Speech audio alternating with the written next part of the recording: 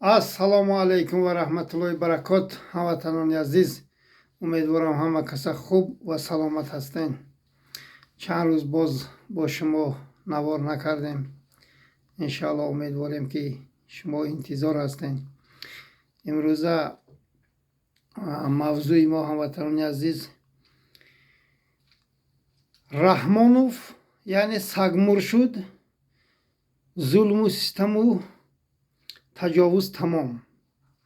агар мардуми мазлуми тоҷик хомӯш истанду рустами гунгаки наркоман президент шавад, пас таҷовузу қатлу куштор интихоби худи халқи тарсуи тоҷик аст. раҳмонов албатта намурдааст, не ки зиндаи аз мурда бадтар барои ин миллати дарбадари хокбасари мазлуми сархам ба чӣ лозим? ҳамватанони азиз, акнун хоҳиш мекунам ки маро хуб гӯш кунед дар ин бора, ки шумо ин суҳбатҳо дар бораи дар оянда ҳоли шумо чӣ мешавад, ман муҳаммад тағоев гуфта мегузарам. нашр кардем ки яъне раҳмонов сагмур шудааст. гуфта шахсе ки аз мурда бадтар аст, ҳамватанони азиз, инсони зинда, инсоне ки худашро президенти 8 миллион тоҷик мешуморад, магар 1600 тобут дар соли 2025 аз русия ба тоҷикистон равон мекунанд, одами зинда магар як нафарро ҳамдардию тасаллият намекунад. пас зинда будани ин золим, ин бадбахт, ин душмани ин миллат барои мову шумо чӣ дар кор аст? ба ҳамин хотир маънои ин гапҳоро одами мефаҳмидагӣ мефаҳмид ки шахси зиндае ки аз мурда бадтар, аз сагмур шудан бадтар ба кӣ лозим аст? дар кадом давлат шумо дидед ки дар як сол 1600 нафар шаҳрвандаш кушта шуда бошаду, яъне бемор шуда бошаду даргузашта бошад ва дигар бадбахтиҳо ки аз ин олам чашм пӯшида бошад? дар кадом давлат шумо дидед? соли 2010 як озарбойҷона куштан. касе агар дар ёд дошта бошад нависад ки бале дуруст мегӯӣ. 5 рӯз мардуми озарбойҷон гирди Москав гирифта гаштан ҳамон тобутро ки барои чӣ шаҳрванди моро куштен. акнун шахсоне ки шумо қаҳру ғазаб мекунед ки пешоби миллати тоҷикро чаро ту яъне сагмур шудааст мегӯӣ, шахсе ки шумо зинда мешуморину пешво мешуморен, бахшиш наъузамбилло падаратон мешуморен, падаратон дар хона аст, эҳтиромашро надорен, як модар ба хаторо падари худ мешуморен, набошад барен модаратонро таҷовуз кунад, баъд анамуҷо ба ҳазур падари беникоҳи модаратон шаваду шумо падарҷон гуфта гардед. алҳамдулилло падари мо дар хона мо ҳастанд. ин золими палиди модар ба хато падари 2 фарзанди сабзи ба дасти наркоман ва 7 духтари фоҳиша мебошад. ин ҳаргиз падари миллати тоҷик набуд, пас нахоҳад падари мову шумо буд. ба ҳамин хотир золимҳое ки ин бадбахтро пуштибонӣ мекунед, чоплусҳо, беномусу бешарафҳо, ин падарлаънати модар ба хаторо яъне падари худатон мешумореду туҳмат мезанед ки ин падари миллат аст. гуфта бигзор ба гуфтаи шумо модар ба хатоҳои шармандаи беномусу бешараф бошад. пас падари миллат чаро 1600 нафар дар соли 2025 аз ин олам чашм пӯшиданд дар русия, як нафарро ҳамдардӣ накард? пас ин падари модарфоҳишаҳо ҳаст, на ин ки падари миллати тоҷик. ба ҳамин хотир мардуми сарбаланди тоҷик дар тӯли 35 сол шумо ҳатто соҳиби як барқ нашудем. бахшиш ҳозир падарлаънатҳои охи падарои хоялеса мебурояну яъне додувой мекунанд ки шумо бо соли 92 93 мехоҳем. мо мехоҳем аз соли 92 93 бадтар кунем ин авлодро. мардума мо ба мо кор надорем. سال 92 93 سال جنگ 24 ساعت ما برق داشتیم. این حرامی آورد با 2 ساعت رسانید. شما ناشرمیده این پرخوک مادر به خدای سگ مر شده را پشتیبانی میکنین در تاریکی نشسته. عیب نمیدانین؟ شرم نمیدانین؟ شما از کدام ملت و از کدام پیشوا گم میزنین که امروز این ملت تاجیک را خار و ذلیل و در بدر و خاک بسر کرده است.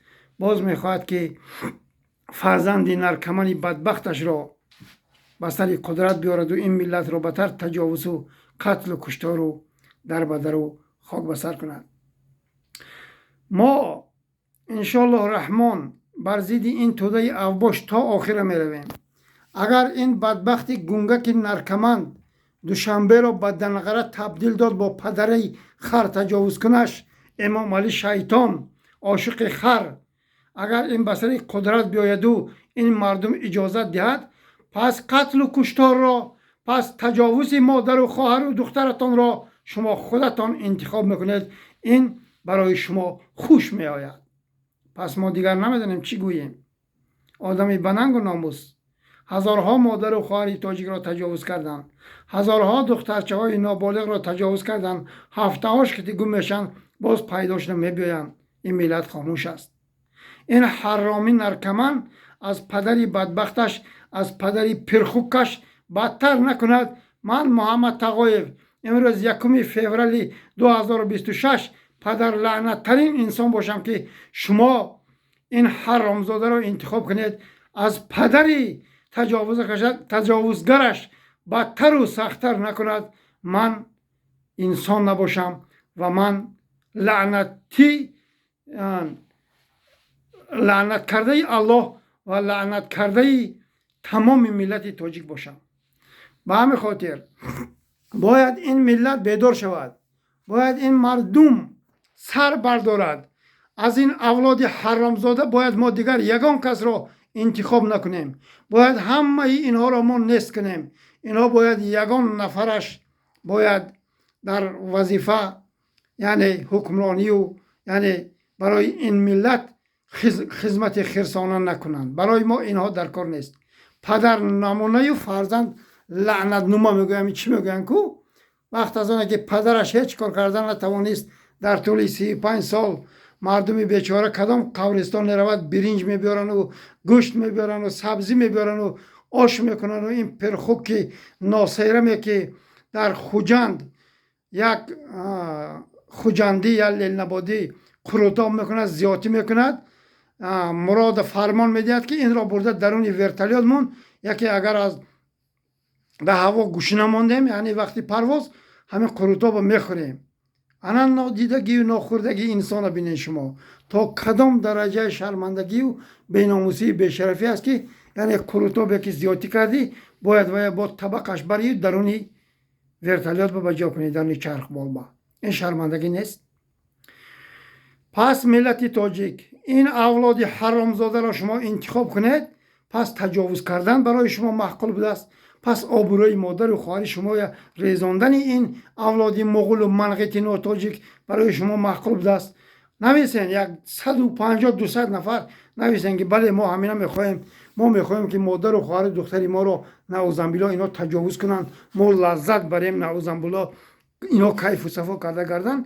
پس من برم آخران نوارم کنم که این مردم انتخابش کرد. من اکنون بس کنم همین کارو باره. چخل باید من بس کنم؟ من بس کردم که یعنی پس زندگیم نمیشوم. من به وطن برمیگردم. من سودی خودم رو خودم انتخاب میکنم که پرخوک اگر مرا 30 سال دادی من 20 سال دیگر زم میکنم. من محمد تقایف نمیخواهم که مادر و خواهر شما را دختر شما را تجاوز کنن. اینها من شنوم و من بینم و باز من خاموش باشم. بگذار من زندان را انتخاب میکنم و ولی ننگ و ناموسی که هر برادری که هر تاجیکی که این را یعنی قبول میکند و ننگ و ناموسش را تجاوز میکند این اولاد حرامزاده، من رنگ آنها نمیخواهم که این را تحمل کنم و خواهر و مادر آنها را تجاوز کرده من بینم و باز من گویم و بپیش باز من گویم که اینها قهرمان ملتند. اینها یگان قهرمان نیستند. اینها امروز اسب سوار و جیب سوار شدند. یک شخصانی که در دشت قبچاق با خرها عشق ورزی کرده خر را تجاوز کرده میگشتند، امروز صاحب جیب سواری و صاحب اسب سواری شدند. اینها هیچ کسند. اینها اگر کو در آسمان پروازم کنند، اینها هیچ کسند، برای اینکه اینها در وقت شرمنده وارد معرکه بودند، تا روز قیامت روی سیاه و شرمنده خواهند رفت. این اولادی حرامزادی نادیده و ناخورده. خطاب من به برادرای تاجیک، دیدن 1600 تابوت روان کردن در یک سال، در سال 2025. الله رحمت و مغفرتشان کند. همدردی خود را به پدر و مادر و همسرای و خواهرای آنها محمد تقایف میرساند. پس این مردن اینها یعنی سربلندانه است، با شرافنا است؟ هرگز نه. هر انسانی که بر ضد این توده اوباش مغول و منقیت مقابلیت میکند و شهید میشد، بهترین جا را وی انتخاب کردگی است. نعوذ بالله رنگی اون برادرایی که 1600 نفر حال این در یک سال یعنی مردند و تابوتای آنها را به وطن برگردانیدند، این خیلی مردن استغفرالله من نمیخواهم.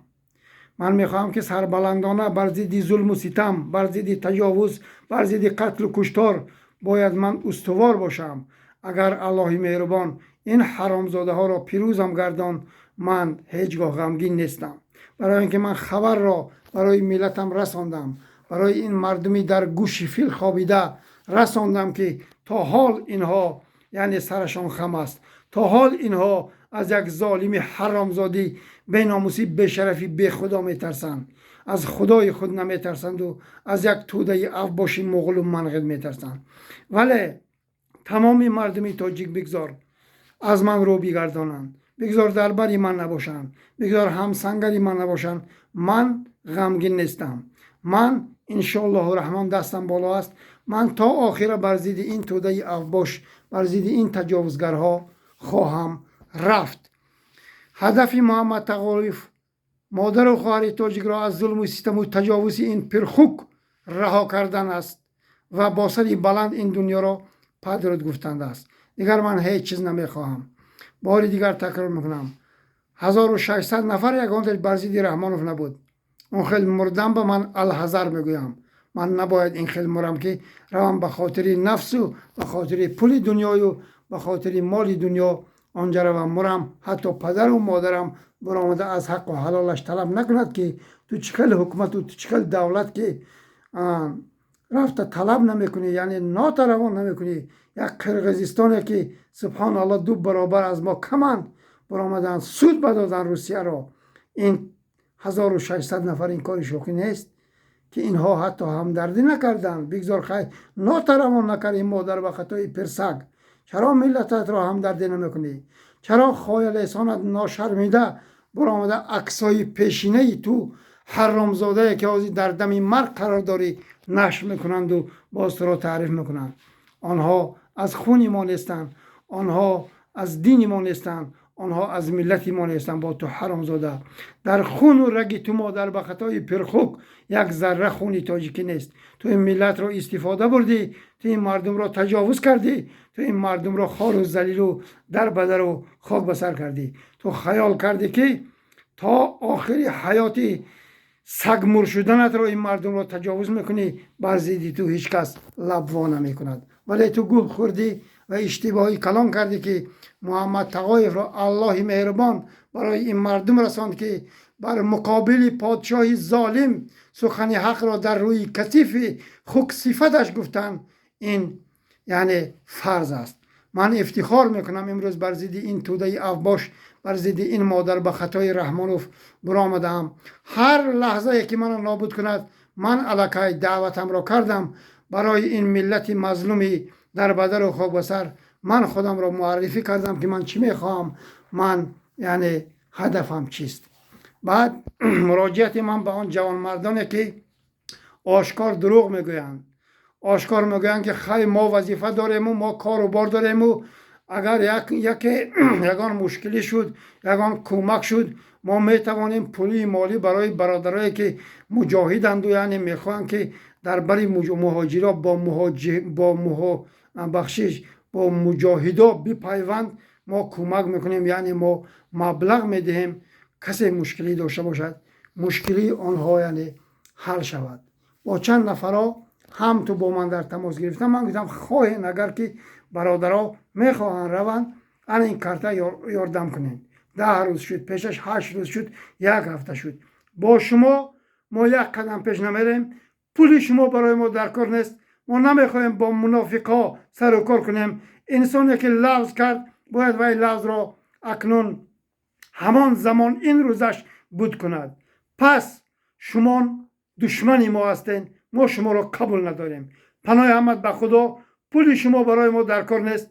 آدمی مرد رنگی برادرایی که در امریکا هستند در اروپا هستند الله حفظشان کند آنها نپرسیدند که اکای محمد ما چیکار کنیم. آنها گفتن اکا کارتت یا یگان برادری که مشکل داره کارتشت ما کمک کنیم آنها روان یعنی در جای اساسی در همون دولتی که ما میخوایم سرجم شویم برسند.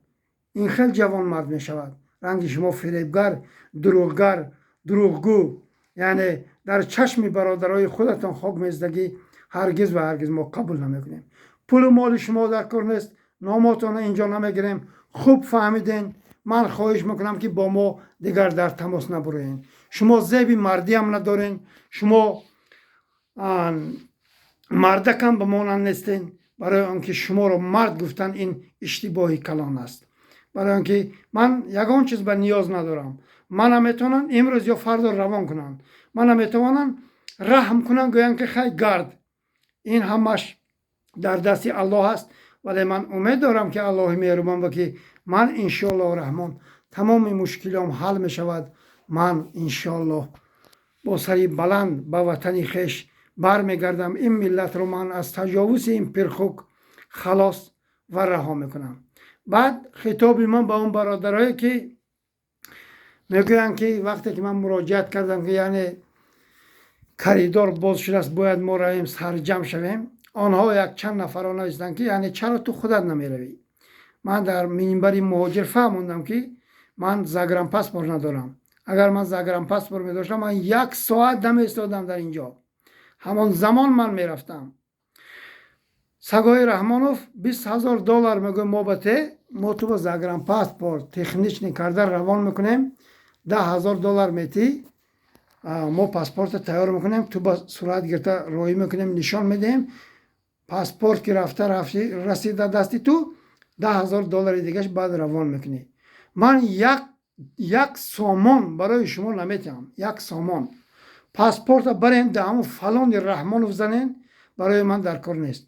فردا شما بعد پیروزی ما جواب میدهین. آدمی که دلش برای مردمش میسوزد دلش برای یک برادرش که 10 سال سبحان الله از برای تمام پدر و مادرش و زن و فرزند و اهل بیتش گذشته و مقابل این توده اوباش می جنگد اما پاسپورت تیار میکنه روان میکند. فردا بعدی زد و خوردی مجاهدا انشاءالله رحمان همان آدم را انتخاب میکنیم که وی به نرسین باید وی زندگی کند. ولی شما مرد نیستین.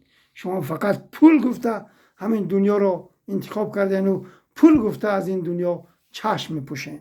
باید شما مرد شوین. شما نامردترین انسان هستین. شما دشمنی ملت خودتان هستین که یک پاسپورت که رنگ کاغذی حاجتخانه قدر ندارد $20,000 یعنی شما طلب میکنین. این انسانایی که معنی گپی من چی بود؟ مقصدی من چی بود؟ منظوری من چی بود؟ میگن که چرا تو خودت نرفتی؟ امیدوارم فهمیدین. مردکین میتوانین دستگیری کرده. مرحمت برای امنیتی ما پول نمیدیم. شما اگر خواهید که ما با کمک کنن و ما رو یعنی در دولتی که زندگی میکنیم برارن با دیگر دولت روان کنن مرحمت کمک کنین. اگر شما اینقدر ترسو هستید که یعنی محمد تقایف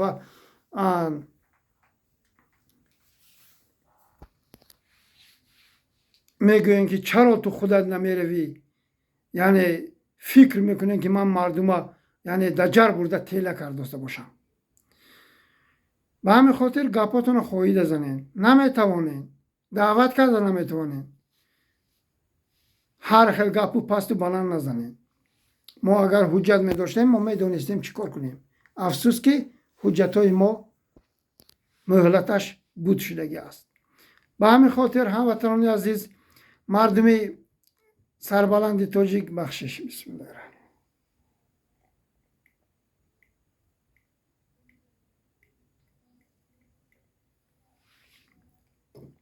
الحمدلله رب العالمین. اگر فرزند این ظالم رستم گونگک نرکمن بیاید، دانسته گیرین حالتان از این بدتر میشد.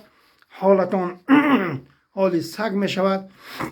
شما فرزنداتان یا حیات غلام و در بدر و خاک بسر میشوند. من امید دارم که این مردم فهمیدن این پرخوک در دم مرگ قرار دارد. هم تو جانش که برآمد حرام مرگ شد، باید این ملت به پا خیزد.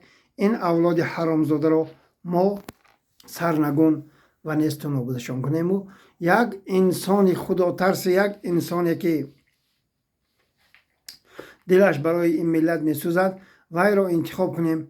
این ملت مظلومی در بدر و خاک بسر را سرشته کند و کسی یک شپلاق تاجیک را زد، باید وی حکومت پشتیبانی وی شهروندش باشد. نه اینکه سبحان الله 1600 نفر در یک سال مرد و تو حتی لب وا نکنی. مردنتان به هست. غمنیتی های زمین فروشی، کن فروشی، مادر فروشی، دختر فروشی، زن فروشی که به خاطر 4 سوم دنیا زن و دختراتان فروختین. این پرخوکی حرام زاده و بخشش هموطنان عزیز، شما ننگ و ناموس ندارین. شما پول این مهاجرای خورده مست شدین. یعنی پول حرام آدم را فاحشه میکند، آدم را مست میکند، آدم را از خدا دور میکند، از رسول خدا دور میکند. جای شما با این پرخوک جهنم است. 98% غمنیت ها این برای شما دخل دارد که شما حرامزاده ترین، به ناموس و به شرف ترین، یعنی حکمرانی این حکومت کنونی تاجیکستان هستند. 2% هستند که حلال میخورن، پول حرام نمیخورن. آنها یعنی دستشان هیچی نمیباید. باید مردمی تاجیک هوشیار باشند، بیدار شوند که سبحان الله روزای بد حالی از پیش است. این اولاد حرامزاده شما را بدبخت و در بدر خاک بسر کردن. شما فرزند این را انتخاب کنید، باز بدبختترین، باز سرخمترین، باز شرمنده و رسوای همین دنیا و آخرت میشوید. این را فراموش نکنین هرگز که محمد تقایف هیچگاه بر ضد این ملت نبود، هیچگاه بدی را برای این ملت نخواست. تنها خواست که نیکی کند، تنها خواست که این ملت صاحبدار باشد، دیگر هیچ چیز نخواست. به همین خاطر باید شما هوشیار باشید. باید شما کلتان کار فرمایید. در طول 1 سال، در سال 2025 12,000 آدم زنش طلاق کرده. سبحان الله. این از دسته همین پرخوک مادر به خطا است.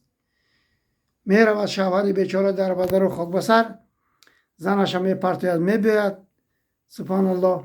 یعنی یک گپی مادری همون برادر با زنش، با همسرش میگریزد. یعنی مادر یگان گپی اشتباه میزند برای فرزندش که زند هم تو این در رفزنی بیچاره طلاق میکند. 12,000 طلاق از نحسیگری و کثافتی این مغول و منغیت های ناتاجیک امروز ملت ما خار و ذلیل و در بدر و خاک بسر و خانه ویران شدن. سبحان الله. من نمیدونم دیگر چی گویم. بیدار شویتان، هوشیار شویتان، گپای گفتگی ما فراموش نکنید. باری دیگر خطابم به جان مردا، میخواهین که همین تجاوز را قبول دارین، همین ظلم را قبول دارین، یا در لیچکه من نویسن یا در کامنتری همین نوار نویسن که بله تو کاردار نشه پیشابی ملت بکی من چقدر تجاوز کند. با من امیدم کنم و یا روز یک غمنیتی به زنگ زنم و گویم که بیا اکنون کاغذهای رایی کن، اینها من اخراج کنم، من با وطنم برگردم، من پسی پنجره بدین. باری دیگر تکرار میکنم این چی معنی دارد؟ من نمیخواهم که بدبختی این مردم رو بینم. من دلم طاقت نمیکند که این مردم به این حالها آمده زدن که من این را تحمل کنم و من مرد گویم و من مردی توجی گویم و گردنم بردارم و گویم که انا من مردکم. هرگز نه. من خوبش زندان را انتخاب میکنم. تجاوز این ملت رو، سرخمه این ملت رو، در بدل خاکبستری این ملت رو، خاموشی این ملت رو خوبش نبینم. در همون زندان بگذارم مرم و روم و غم و درد این ملت رو نبینم. انا همین رو من انتخاب کنم. امید دارم آدمایی که میفهمن، آدمایی که دل دارن، قلب دارن، این گپای من تاثیر میکند و بیدار میشوند. السلام علیکم و رحمت الله و برکاته.